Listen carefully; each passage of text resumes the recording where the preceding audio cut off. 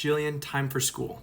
In the largest and longest randomized control trial, gold standard testing for semaglutide use in individuals with obesity and cardiovascular risk, they found something very interesting. For each BMI category, there were lower rates, events per 100 years observed, of serious adverse events with semaglutide compared to placebo. That means the people taking semaglutide had better outcomes. They had fewer serious adverse events. A 400% increased chance of pancreatitis from taking this drug. This is just going to be like an all-day thing, I can tell. Real-world studies of the highest quality and caliber when they've looked at patients on GLP-1s. Pancreatitis category, this diamond crossing the black solid line means there's no increase in risk. You've got thyroid I could show you the multinational study that had no link between GLP-1 and thyroid cancer. But ultimately, I believe it's the statement by the European Medicines Agency, which is the FDA counterpart in Europe, that is very compelling. I mean, it suggests there's no link between thyroid cancer and GLP-1. vision loss. I'm assuming she's talking about retinopathy because that's the only finding that's been associated.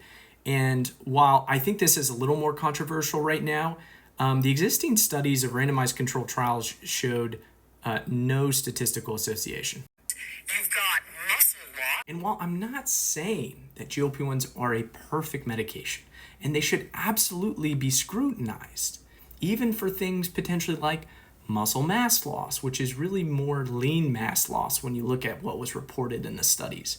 With that being said, in this meta-analysis, it conclusively demonstrated that the functional health, the physical functioning of patients taking semaglutide improved consistently time and time again for each individual.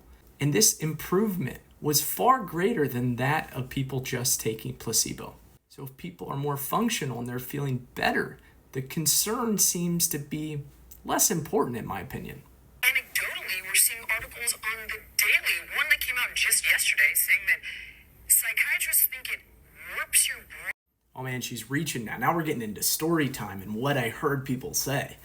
Now, there was a concern about serious depression related to these meds, but after the FDA evaluated, there's no causal link that they could find preliminarily. I'm going to take it a step further. When they've actually looked at the data from all the studies, it appears that GLP-1s have an antidepressive effect. So instead of causing a majority of people to get depressed, if anything, it helps improve their mood.